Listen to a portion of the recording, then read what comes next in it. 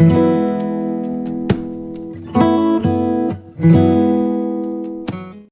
la semana pasada terminamos el primer capítulo o el primer libro de Pedro, la primera carta de Pedro.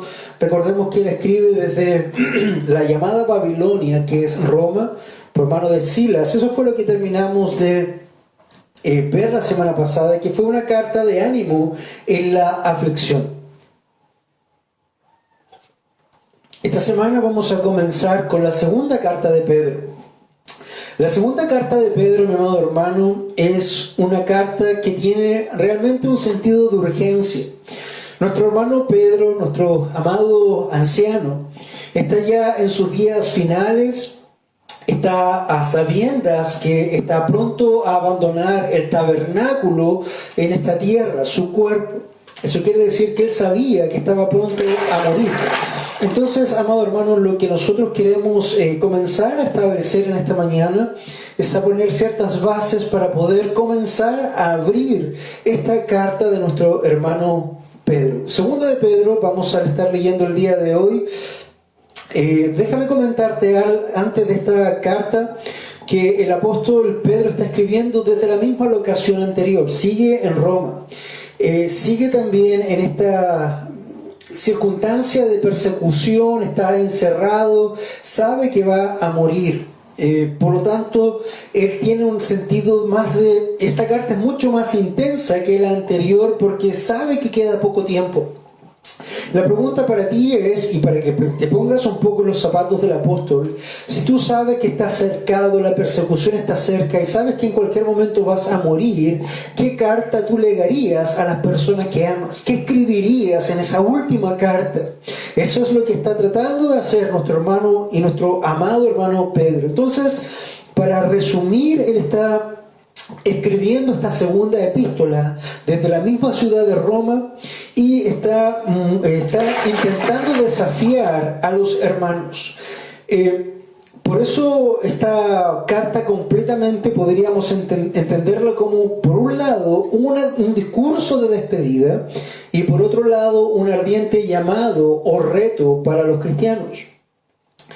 El día de hoy, mis amados hermanos, vamos a ver un reto final. Y un reto final es el inicio precisamente de esta carta de Segunda de Pedro. Vamos a estar viendo Segunda de Pedro capítulo 1, versículo 1 al 4. Antes de leer estos versículos, esta porción, déjame comentarte que finalmente nosotros sabemos. Vamos a hacer una retrospectiva, como un flashback. Vamos a ver qué pasó con Pedro y después vamos a ver cómo fue este momento de ir intensificando su llamado, su clamor a nosotros. La tradición nos cuenta que finalmente Nerón, el emperador Nerón, es el que sentencia y ejecuta al apóstol Pedro. Cuenta la tradición también que nuestro amado hermano, anciano entre ancianos, cuando es llevado a la muerte y es llevado para ser enfrentado en una crucifixión como su maestro, como nuestro maestro, él decide, mirando su insignificancia y en humildad y en quebrantamiento, que él ni siquiera es digno de morir como su maestro. Por lo tanto, él lo que pide es que lo crucifiquen, pero al revés, de cabeza, porque él sentía y él sabía que no era digno de morir como su maestro. Finalmente, nuestro amado hermano muere, pero no sin antes dejarnos esta carta de urgencia y nos deja un reto que es triple. Lo primero que nosotros vamos a ver en toda esta carta son tres divisiones muy claras y muy importantes. El reto final. El reto final de Pedro para nosotros y para los hermanos que estaban ahí también en Turquía, porque los destinatarios también era lo mismo, es Pedro les desafía a ellos, entonces, y a nosotros ahora, a nunca dejar de crecer. Este es un reto tremendamente importante que el apóstol Pedro lega a aquellos cristianos. Nunca dejen de crecer. Nunca dejen de crecer en Cristo. Esa es la idea, ese es el llamado y ese es el reto que Pedro le daba en este sentido de urgencia, de intensidad a los hermanos que quedaban todavía en Asia. Pero también es el mismo sentido de urgencia 2000 años después para nosotros. Porque nunca dejamos o nunca debemos de dejar de crecer, ese fue el reto, porque los problemas y las problemáticas en el tiempo de Pedro son exactamente las mismas que tenemos hoy, 2000 años después. Escucha esto. Luego la carta se divide en dos segmentos, son dos advertencias. La primera advertencia es de la manera de vivir de los líderes corruptos. Habían problemas con el dinero, habían problemas con el poder, había dinero con una calidad moral fallida. Estábamos hablando de relaciones y de relaciones sexuales ilícitas, impuras entre los líderes y los liderazgos de las iglesias. Una segunda advertencia era sobre la teología distorsionada de ellos. Entonces, si te das cuenta, el mismo llamado y sentido de urgencia del reto de Pedro a nunca dejar de crecer es exactamente el mismo que hoy necesitamos nosotros tomar ese desafío, porque hoy también purulan, abundan los falsos maestros. Y también hoy día está lleno de falsificaciones por todos lugares. Tenemos religiones diferentes, tenemos sectas diferentes, tenemos doctrinas diferentes. Entonces vemos una distorsión tan grande en esos tiempos como lo es hoy. ¿Y cómo nosotros podemos hacer frente para poder pararnos firme delante de los falsos maestros y de las distorsiones doctrinales? Tomando el reto de Pedro y nunca dejando de crecer en la Escritura, en el Señor, para tener claridad de la verdad. Entonces, eso, mis amados hermanos, es un poco el principio fundamental de estos tres columnas de la carta de Pedro. Esta carta que deja con este sentido de urgencia para ti, para los hermanos que quedan, porque él ya sabe que la muerte está muy, muy cerca. Entonces, los propósitos de esta carta es combatir las acusaciones de estos falsos maestros en contra de él y de los otros apóstoles. Pedro está escribiendo una carta también para combatir todo este ataque que viene de los falsos maestros hacia él, hacia su persona como apóstol de Jesucristo y hacia las enseñanzas de los otros apóstoles de Jesucristo. Cualquier falso maestro, lo primero que tiene que hacer es atacar las enseñanzas apostólicas sobre cual descansa la iglesia. Botando esas enseñanzas y engañando a la gente, son presa de lo que él quiera hacer en sus divagaciones.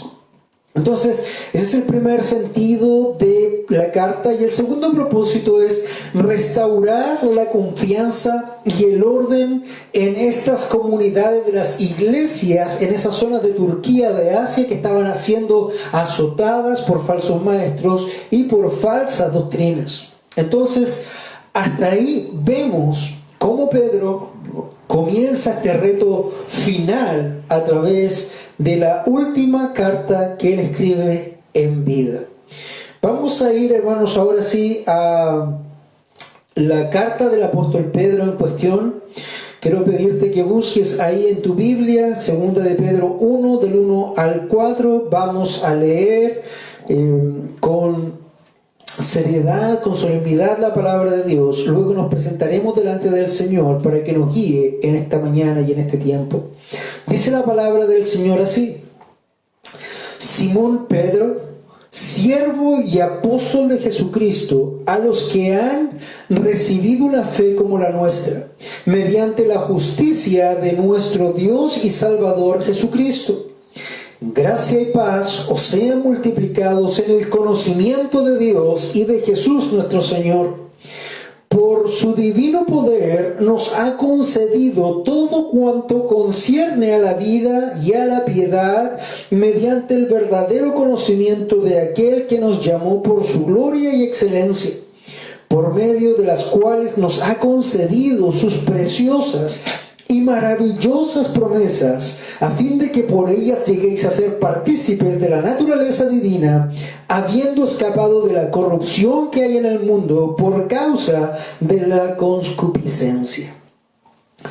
Amado Dios, una vez más vamos con temor y temblor cuando nos presentamos delante de ti, cuando abrimos esta palabra santa. Señor,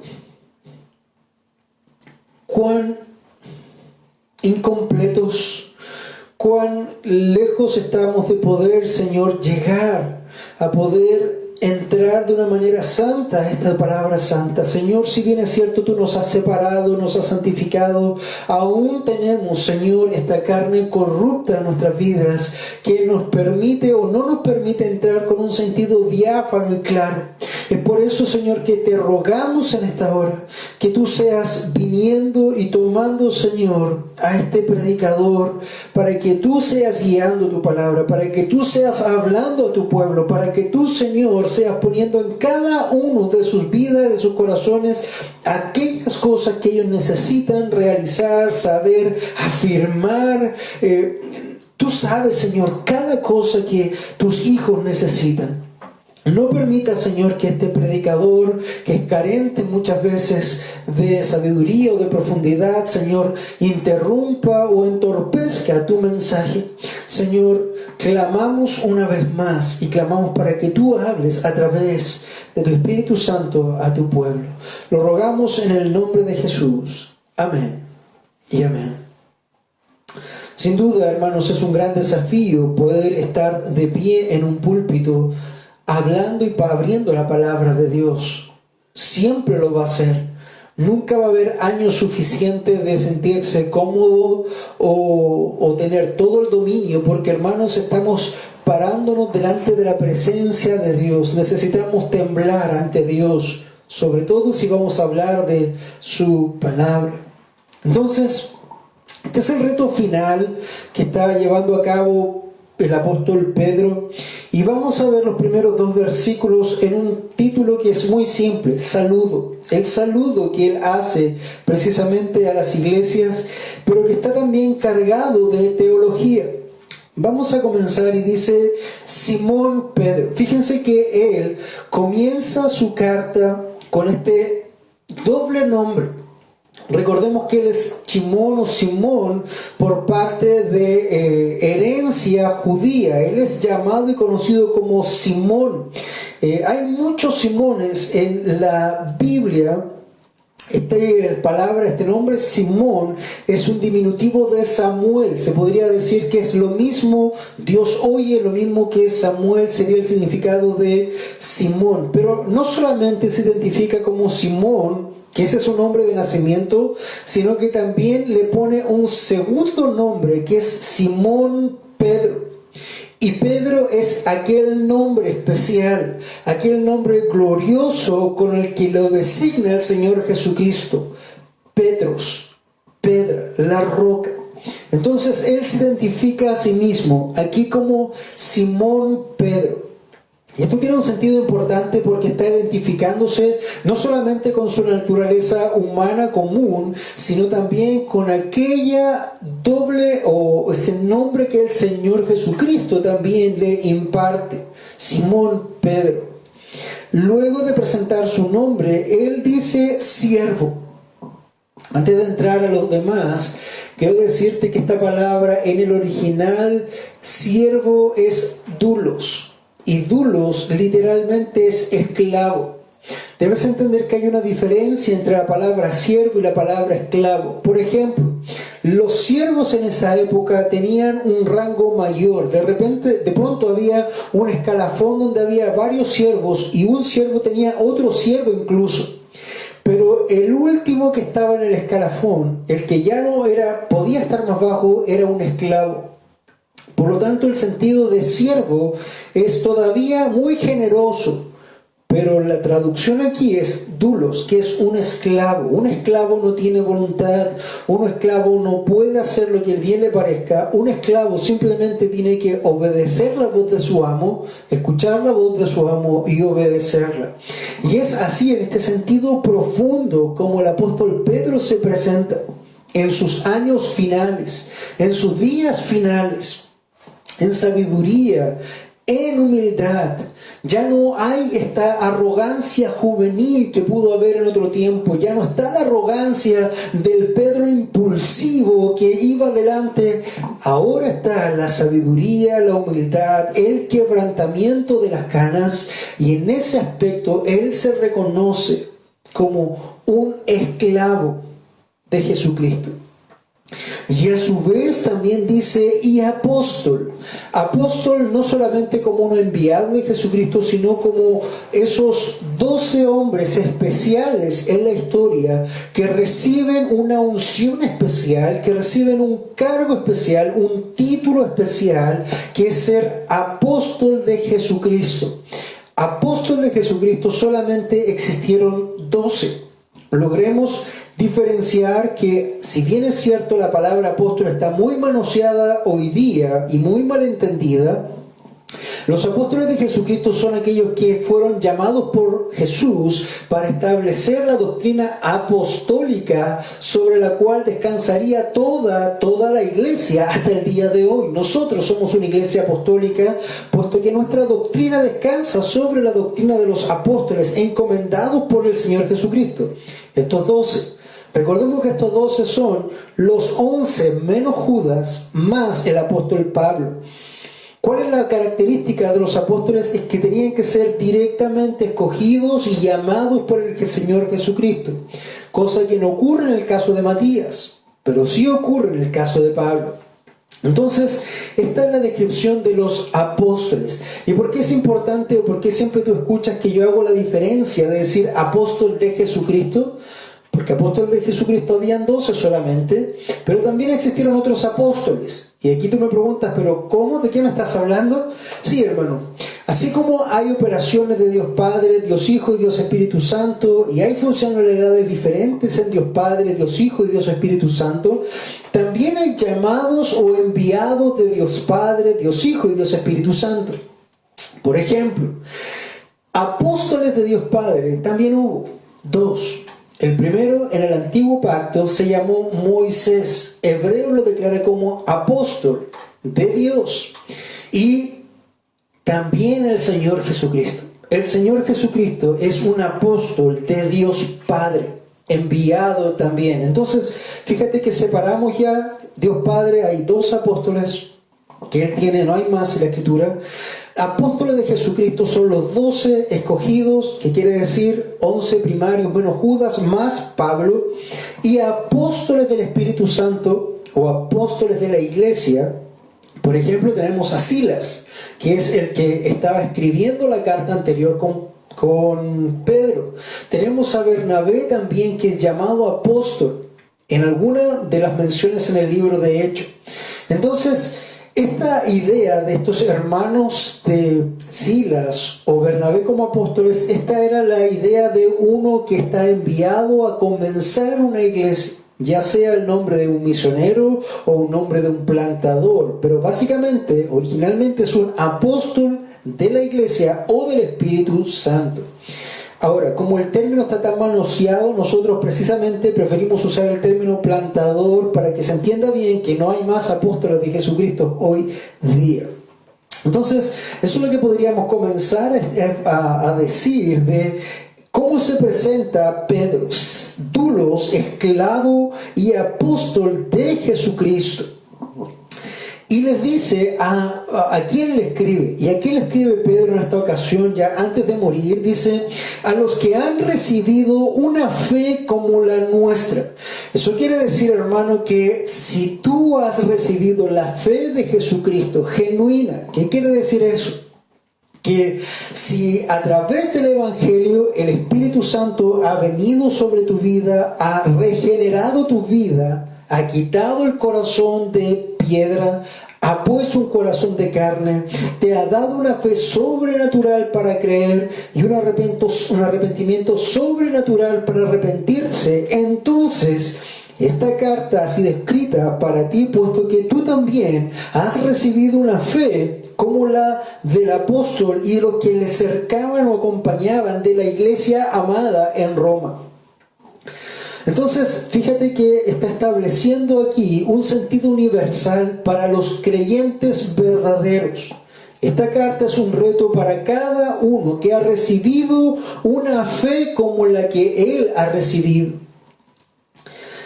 Y fíjate qué importante la palabra recibido, porque esto no tiene que ver con la voluntad del hombre. No es una fe que yo quiero depositar, no es una fe que yo quiero tener, no es una decisión que yo quiera hacer o que yo pueda hacer, sino que es explícitamente algo que se ha recibido.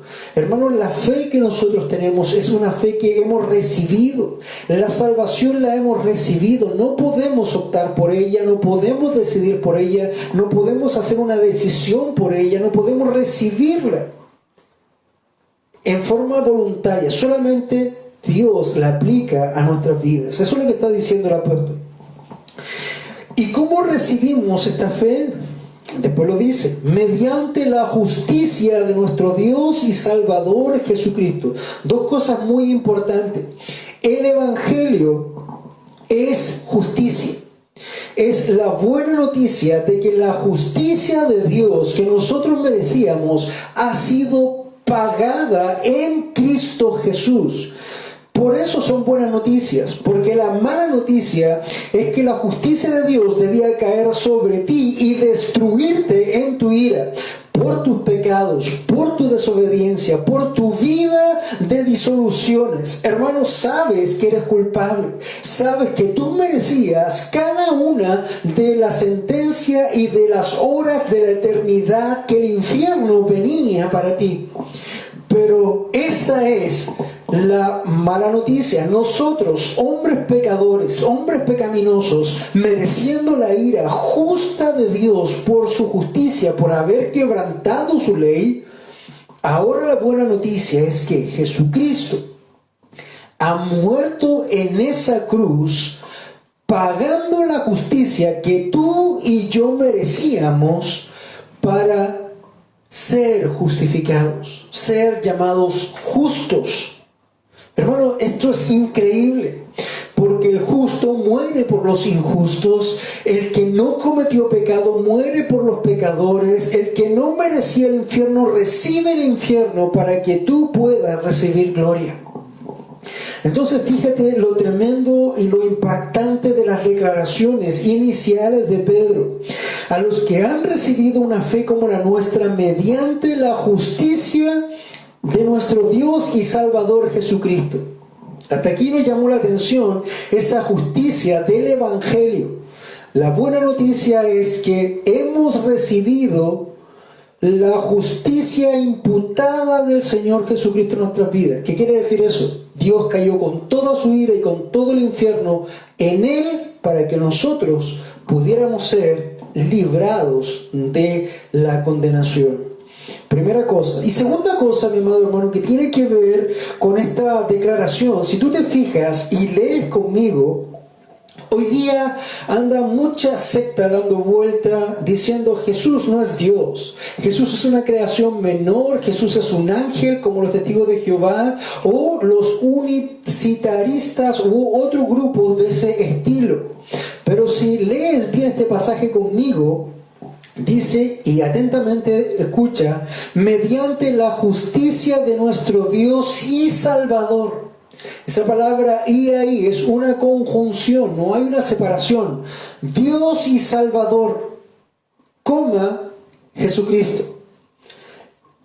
El pasaje está diciendo que hemos recibido una fe de parte o mediante la justicia de nuestro Dios y Señor Jesucristo. Se está estableciendo en una sola línea, en una sola frase, mi amado hermano, que Jesús es Dios. No es un Dios, Jesús es Dios. El Dios Todopoderoso, Dios Creador de los cielos y de la tierra. Ese verbo con que Dios comenzó a hacer las cosas. Ese es Jesucristo. El mismo que describe Juan 1:1. Entonces, en las primeras dos líneas, fíjate cómo es intenso. Pedro ya empieza a declararnos profundidades que nosotros necesitamos entender de parte de Dios. luego de escribir a aquellos que han recibido la misma fe que él, de parte de la justicia de Dios, que es Jesús, nos dice: gracia y paz sean multiplicados.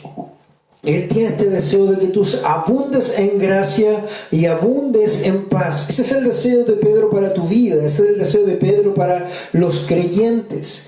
Pero no solamente que abundemos en gracia y paz, sino que sean multiplicadas en el conocimiento de Dios. Cuando Él dice gracia y paz, Él está invocando, Él está desafiándote para que esa gracia abundante, esa paz abundante venga a tu vida, para que tú puedas desarrollar un conocimiento, para que tú puedas crecer en conocimiento de Dios. ¿Por qué? Porque Pedro está, hermano, afligido por estos hombres que venían de parte de Satanás a confundir al rebaño, lobos entre ovejas, que empezaban a despedazar a las comunidades cristianas por todas partes, porque a muchos de ellos no tenían el conocimiento de Dios bien establecidas. Las bases doctrinales, las bases del Evangelio, las bases de la iglesia, las bases apostólicas no estaban bien afirmadas en la vida de esos hombres y eran destruidos porque les faltaba el conocimiento. Entonces, ante eso, estos hombres falsos maestros con espíritus demoníacos, sirviendo a Mamón y a Lilith, llámese, buscando dinero y sexo, estaban engañando a las comunidades y estaban haciendo comidilla de ellas. Y es por eso que el apóstol está llamando a que nosotros podamos tener gracia y paz multiplicadas en el conocimiento de Dios y de nuestro Señor Jesucristo. Porque ya en ese tiempo se hablaba de que Jesús no era Dios, o que Jesús no había venido en carne, o tantas otras cosas. Y fíjate cómo lo reconoce aquí Pedro. Dice: Jesús nuestro Señor. Ahí invoca a este título del Curios, el Señor, que entendido correctamente también lleva la connotación de Dios. Entonces, en este solo saludo de 3 líneas, Pedro se va en una profundidad increíble, reconoce humildemente quién es y toma el nombre que el Señor le ha dado, reconoce que es un esclavo de Jesucristo y también un apóstol enviado y comisionado por Él. También dice y habla a los que han recibido la misma fe que Él. Eso quiere decir que si tú eres uno salvo hoy, esta carta también es para ti. Mediante la justicia, que ya explicamos lo que era, de Dios y Salvador, Jesucristo, reconocido como Dios, establecido como Dios. Y ruega también para que tengamos gracia y paz, y esto sea multiplicado en el conocimiento de Dios y del Señor Jesucristo, para que nosotros también en esta época no seamos consumidos por falsas doctrinas, falsas iglesias, falsas denominaciones, falsas religiones, falsas creencias. Entonces, mi amado hermano, esta carta es urgente de Pedro para ti y para mí, porque aún en estos tiempos, hermano, y a tiempos finales, tiempos peligrosos, está ocurriendo lo que el apóstol está viendo. Entonces, imagínate el clamor de su alma, estando ya a punto de morir y viendo cómo estos hijitos amados, estas ovejas amadas, quedan a merced de lobos que no tienen piedad, y precisamente porque esas ovejas no han tenido el conocimiento correspondiente, correcto de la verdad de Dios. Entonces, seguimos adelante. El primer saludo, intenso saludo de Pedro, nos lleva a todo esto, a meditar en todo esto. Luego continúa el apóstol en el versículo 3, y este punto le denominamos concesión de una vida especial. Y hermano, aquí tú tienes que entender que tú no eres cualquier cosa, tú no eres cualquier persona. Tú necesitas entender esto porque tú has tenido una concesión de una vida especial.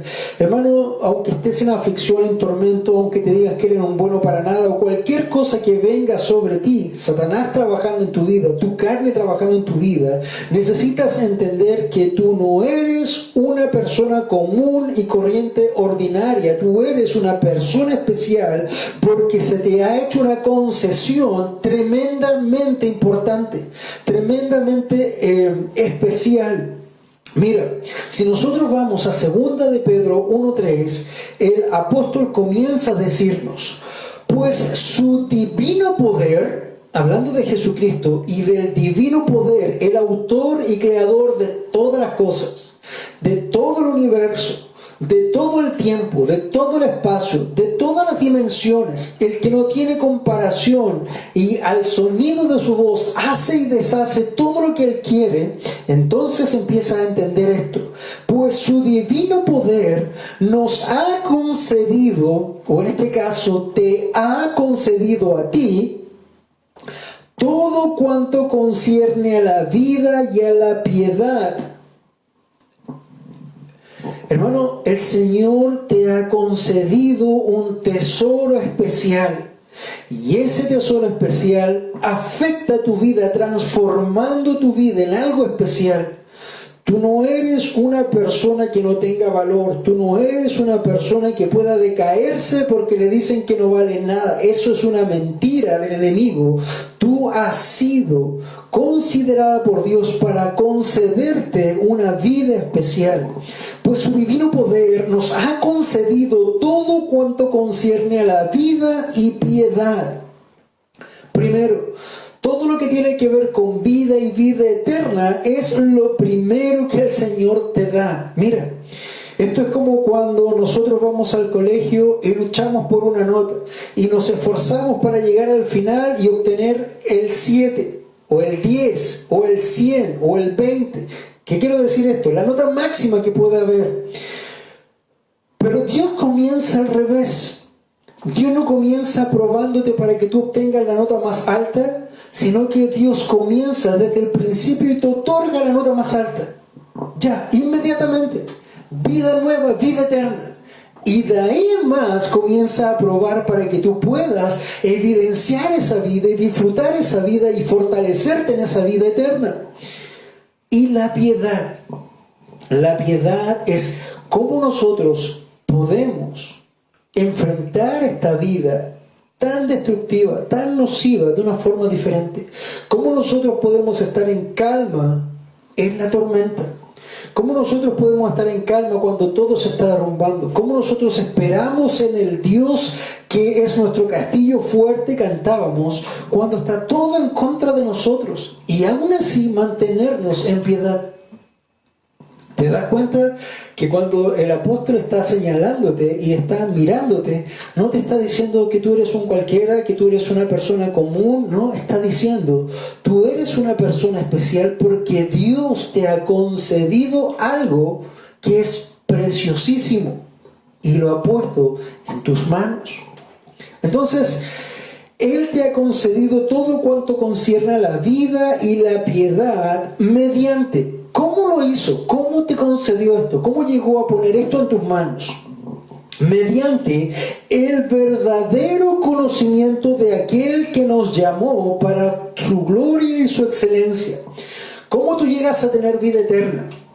No porque tomas una decisión por Cristo. No porque haces una confesión con tu boca o porque de tu libre albedrío, que valga sea de paso, no existe libre albedrío espiritual, sino que es porque mediante la redención de Jesucristo, Él viene a tu vida, Él quita esa venda que tú tenías, Él te da una nueva vida, como lo vemos en el caso de Juan 3, cuando habla Jesús con Nicodemo, este hombre ya mayor, maestro de la ley, que no sabía cómo era la vida eterna y cómo alcanzar la vida eterna. Y Jesús le dice, necesitas nacer de nuevo.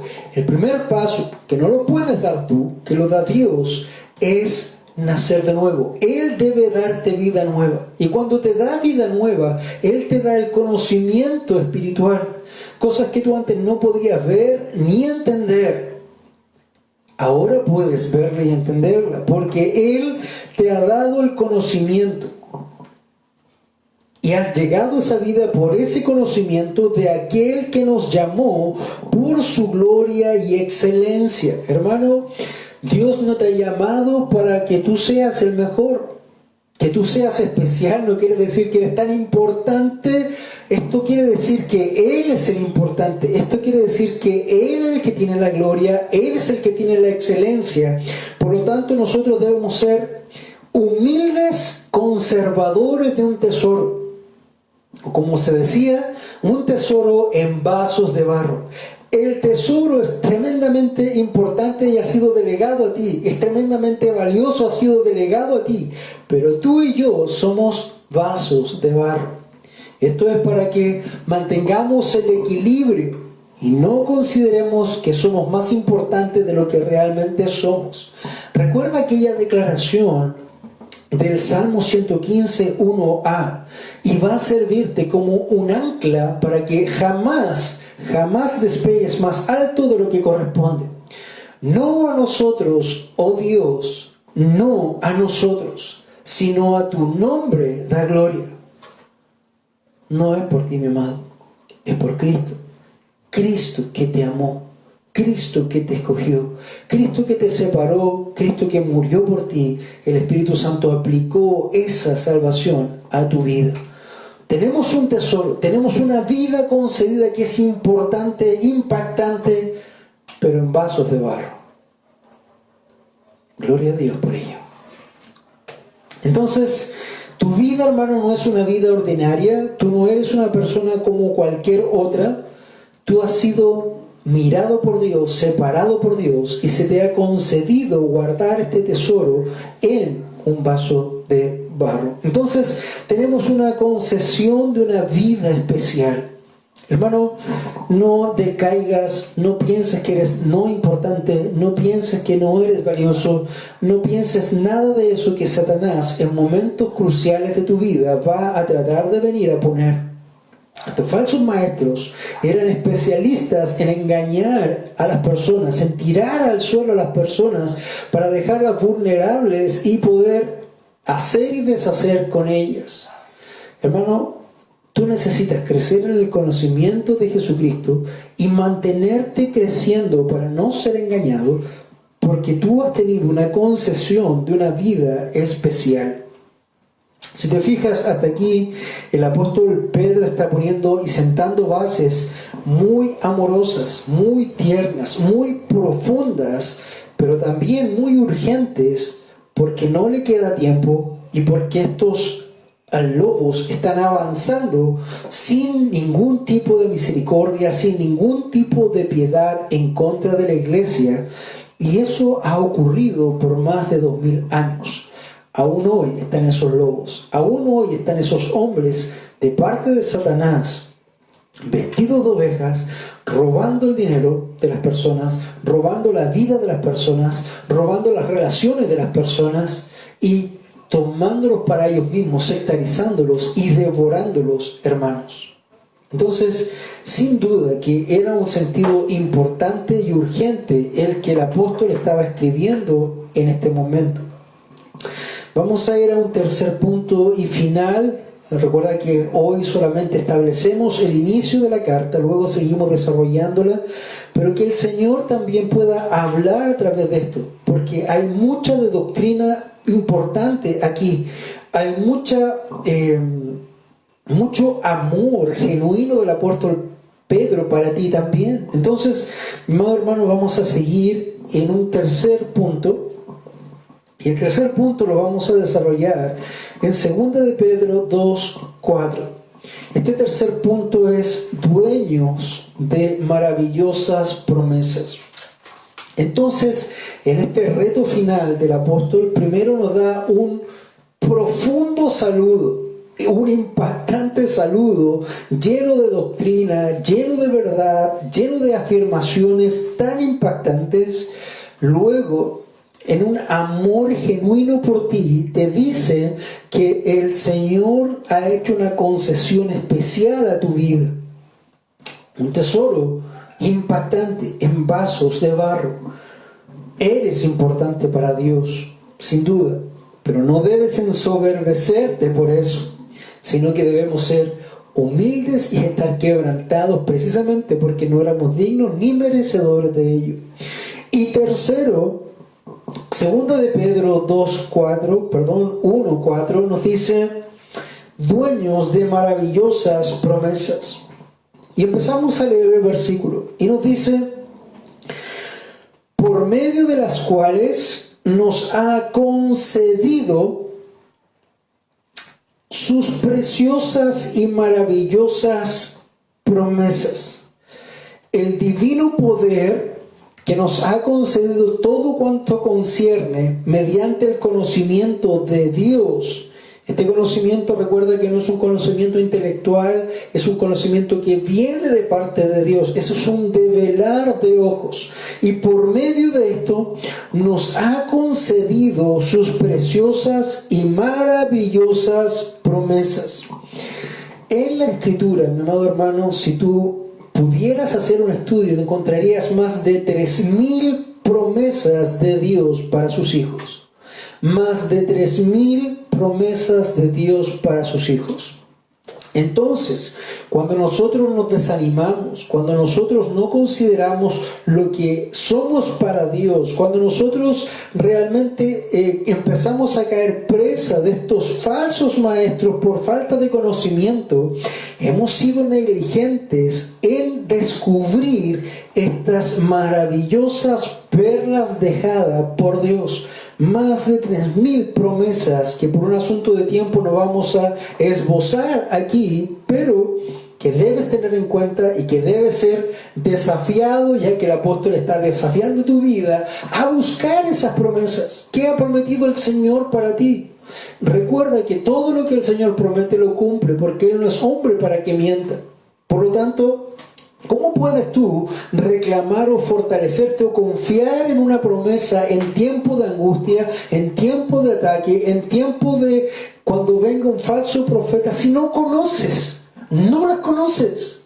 ¿Te das cuenta que tiene que ver también con un sentido de urgencia para que nosotros conozcamos al Señor, conozcamos su palabra y no seamos negligentes? Ese es el temor de Pedro.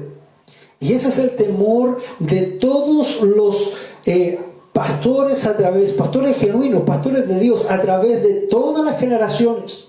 Porque en todas las generaciones ha habido creyentes que han sido negligentes en el conocimiento de Dios. Entonces, por medio de las cuales nos ha concedido sus preciosas y maravillosas promesas. ¿Cuáles son esas maravillosas y preciosas promesas? Bueno, ese es el desafío para ti. Buscarlas, amado hermano. Buscarlas día a día, vez tras vez, y conocerlas y apropiarte, porque el Señor te las ha dejado ahí. ¿Para qué propósito? ¿Para qué propósito? Mira, antes de entrar al propósito vamos a ver una promesa. Por ejemplo, Dios ha prometido que si buscas primero el reino de Dios y su justicia, entonces Él añadirá todo lo demás. Y todo lo demás no son riquezas, sino que es techo, abrigo y comida. Esas tres promesas, hermanos, ya están ahí con un solo idea. Si tan solamente tú buscas el reino de Dios y su justicia, todo lo demás será añadido. Y todo lo demás es lo que necesitamos. Y estoy hablando de una promesa. Y te quedan más de 2.999 que buscar para poner un poco de sal ahí en tu boca. ¿Cuáles promesas me ha dado el Señor? Cuando tengo esta situación, ¿hay alguna promesa de parte de Dios para mí aquí? Bueno, es algo que necesitas empezar a buscar. Entonces, somos dueños de maravillosas promesas, por medio de las cuales nos ha concedido sus preciosas y maravillosas promesas, a fin de que, ¿cuál es el propósito de esas promesas? ¿Cuál es el propósito de esas maravillosas promesas de Dios? Dice, a fin de que por ellas lleguéis a ser partícipes de la naturaleza divina. Hermanos, si bien es cierto tú nunca vas a llegar a ser Dios, nosotros en nuestra naturaleza caída estamos muertos en nuestros delitos y pecados, pero luego hemos sido restaurados o regenerados teniendo o retomando aquel diseño perfecto que Dios le ha dado a Adán en Edén antes de que éste pecara. Una vida entera, un espíritu vivo, una naturaleza que viene de parte de Dios, infundida para que tú puedas tener comunión, comunicación, para que tú puedas ver más allá de estos sentidos ordinarios, 5 sentidos que te permiten ver y estar entendiendo lo que pasa alrededor tuyo con la carne, sino que también este sentido espiritual de una vida nueva espiritual en Cristo. Esa naturaleza divina. Recuerda que no eres ni vas a ser nunca Dios, pero cuando tú comienzas a ser un hijo de Dios, cuando el Espíritu Santo te ha salvado, entonces Él mismo viene a morar en ti. Tú jamás vas a estar solo, el Espíritu Santo, Dios mismo está en ti. Recuerda, no es Jesús el que viene a tu corazón. Por eso nosotros no debemos invitar a Jesús a nuestro corazón. Eso no es bíblico. En ninguna parte de la Escritura nos llama a invitar a Jesús a nuestro corazón. Lo que sí nos dice la Escritura es que una vez que nosotros somos salvos, el Espíritu Santo de Dios viene y hace morada en nosotros. Y por eso nosotros somos llamados templo del Espíritu Santo. Este cuerpo humano, este cuerpo de carne viene a ser el soporte del Espíritu Santo en nosotros. Nuestro espíritu ha sido regenerado, nuestro espíritu ha vivido y estamos con el Espíritu Santo en nosotros. Esta carne no va a ser redimida, esta carne va a morir, pero tenemos una promesa de un cuerpo nuevo glorificado donde nuestro espíritu eterno se va a unir a este cuerpo eterno y vamos a poder seguir y entrar a gloria, a cielo nuevo y tierra nueva.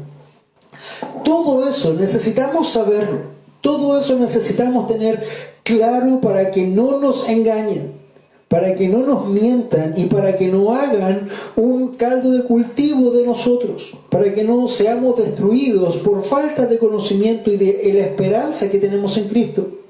Entonces, para que por ellas lleguéis a ser partícipes de la naturaleza divina, habiendo escapado de la corrupción que hay en el mundo por la causa de la concupiscencia. Hermano, mira, cuando nosotros entramos a una vida cristiana, nosotros cambiamos. El puerco ya no es un puerco, es un hombre. El perro ya no vuelve a su vómito. Dios nos ha hecho nuevas criaturas.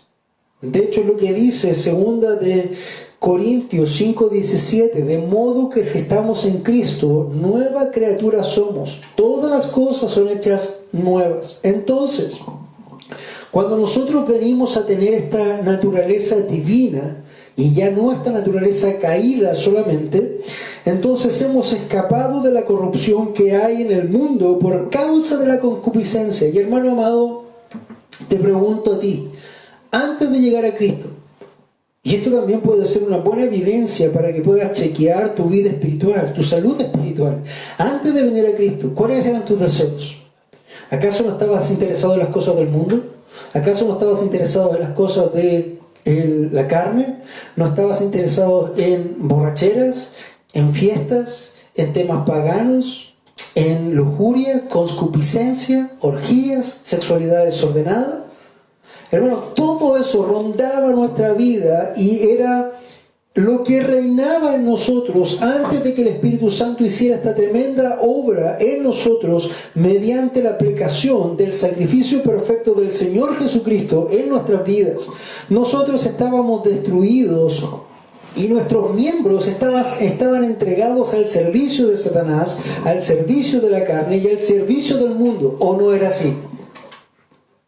Sabe que era así, pero hoy día, hermano, cuando nosotros hemos llegado a ser participantes de esta naturaleza divina que hemos explicado, hemos escapado, ya no servimos a los deseos de la carne, ni los deseos de los ojos, ni la vanagloria de la vida, y estamos ajenos a lo que el mundo está siguiendo a causa de la concupiscencia. Este tiempo era un tiempo muy crudo, tal como lo es hoy. Déjame decirte lo que pasaba en ese tiempo, déjame decirte lo que pasa en este tiempo. En ese tiempo, hermano, las autoridades y la cultura era totalmente depravada y desenfrenada. Homosexualismo, pedofilia, había sexo desordenado, orgías, eso pasaba en esos tiempos. Y los falsos maestros buscaban tres cosas. Cuando querían hacer cacería de los cristianos, buscaban tres cosas para engañarle. Primero, querían su dinero. Segundo, querían tener poder sobre sus vidas. Y tercero, querían desarrollar una vida inmoral con ellos. Eso pasaba entonces. Por eso Pedro está hablando aquí por causa de la concupiscencia en el mundo en ese tiempo. Estamos hablando, hermano, del año 62 después de Cristo, del 62 al 65 más o menos. Pero si tú te fijas, ¿qué pasa hoy en el mundo actual? ¿No es exactamente lo mismo? Cuando vemos casos de movimientos LGTBI que están buscando afirmar sus derechos para poder ser inmorales. Cuando nosotros vemos con asco, hermano, estos movimientos MAP que tratan de normalizar la pedofilia, abusar de niños. Cuando nosotros vemos, por ejemplo, en el mismo Estados Unidos, para decir un caso normal, este caso de las pizzas que salió, que realmente era una red de pedofilia que tenía que ver con todos los poderosos de Estados Unidos, de la parte de Hillary Clinton y otros. Hermanos, eso está ocurriendo el día de hoy, delante de nuestras propias narices y no nos damos cuenta. El mundo a través de la televisión está pervirtiendo. Netflix está sacando una serie, por ejemplo, de unas niñas hipersexualizadas para tratar de normalizar la pedofilia. Y cuando hay reclamos con respecto a esa serie, ¿saben lo que dice Netflix? Mira, nosotros creamos material para todo tipo de público. Si no te gusta, no lo veas, pero deja que los otros, ¿quiénes son los otros? Los pedófilos se deleiten en eso. Hermano, el mundo actual del año 2020 es igual de degenerado que el mundo del año 62 o 65 donde Pedro está parado. Y tenemos las mismas pruebas, tenemos los mismos desafíos y tenemos la misma santidad y la misma salvación de Dios para nosotros hoy. Entonces, somos maravillosos, de dueñas y maravillosas promesas. ¿Para qué? Para que lleguemos a entender que somos partícipes de esta naturaleza divina y que, hermano, ya no servimos más a la corrupción, ya no servimos más a la carne, ya no servimos más a Satanás ni a este sistema. De hecho, hoy somos llamados sal, hoy somos llamados luz, hoy hemos sido llamados a ser santos porque Dios es santo. Así que, mi amado hermano, para poder comenzar a establecer este inicio a la segunda carta de Pedro, en este reto final, en un gran título de un discurso de despedida de Pedro, vemos que esta carta entonces tiene un desafío triple. Primero, desafiarnos a nunca dejar de crecer en Cristo, darnos advertencias de la manera de vivir de los líderes corruptos de ese tiempo y de este tiempo, y advertencias sobre la teología distorsionada de estos allá y acá. Y para eso nosotros vimos este saludo tremendamente importante, impactante de Pedro. Vimos que hemos sido especiales de parte de Dios, no porque seamos mejores que otros, no porque seamos merecedores, sino porque Dios mismo nos ha amado, separado y escogidos para darnos un tesoro en vasos de barro. Por lo tanto, no te consideres menos de lo que eres, hermano. Tampoco más, sino ten una visión clara y equilibrada de ti mismo. Y por último, el Señor nos ha hecho dueños de maravillosas promesas, las cuales debes buscar y conocer. Si tú tuvieras un tesoro o una cuenta bancaria no conocida, ¿qué harías? La buscarías, ¿verdad? Cada fin de año las noticias dicen hay 2.320 millones de dólares en acreencias bancarias, dineros que quedan en el banco que nadie reclama. Hermano, Si tú tuvieras ese dinero, ¿conocerías que lo tienes? Seguro que sabrías. Pero ¿y las promesas de Dios que son más importantes y más duraderas que un dinero? Esas las desconoces. Entonces, ahí está el reto de Pedro para ti, ahí está el ánimo para ti y el desafío para ti. Entonces, estas maravillosas promesas que nos hacen llegar a ser partícipes de la naturaleza divina y que nos hacen apartarnos, escapar, huir de lo que antes éramos y a lo que antes servíamos. Nuestra carne, nuestros deseos, el mundo, la vanagloria, Satanás. Ya no servimos más a la lujuria, ya no servimos más a las borracheras, ni a las hechicerías, ni a las contiendas, ni a las murmuraciones, ni ninguna otra cosa que tenga que ver con una vida antigua, desgastada, asquerosa, sin Cristo. Hoy día estamos en Cristo para la gloria de Dios. Y antes de cerrar este tiempo, si tú estás mirándome, amado hermano, y tú no conoces a Dios en este momento, o tú todavía estás sirviendo a estas cosas asquerosas a las cuales presentamos, necesitas saber algunas cosas. Primero, Dios es santo. Y la mala noticia de que Dios sea santo es que tú no lo eres. Y por lo tanto, la justicia perfecta de Dios va a venir sobre ti. Eso es una tremenda mala noticia. Porque Dios no va a tener por inocente al culpable. Por lo tanto, debes reconocer, hermano, que estás en una condición deplorable. Estás en condenación ahora. Por lo tanto, urgentemente necesitas arrepentirte de tus pecados y urgentemente necesitas mirar a Cristo y creer que Cristo bajó del cielo, murió por tus pecados, resucitó al tercer día. Si tú, hermano o amigo, reconoces estas cosas y se evidencian estas cosas, que tú te has arrepentido y apartado de tus pecados y que tu fe está puesta en Cristo Jesús, entonces es muy probable que puedas disfrutar de esta naturaleza divina también junto con el resto de los otros que ya hemos recibido este tesoro en vasos de barro.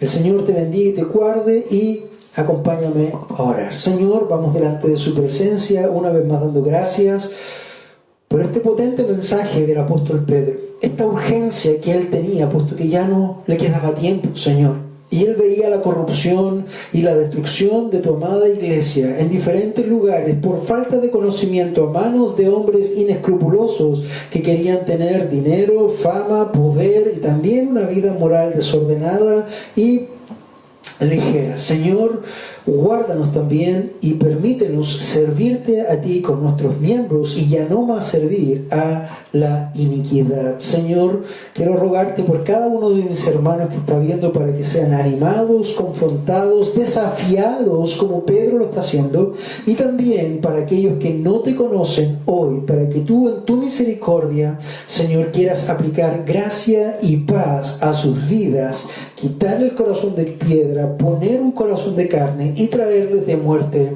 a vida. Lo rogamos todos, Señor, en el nombre de Jesús. Amén y amén.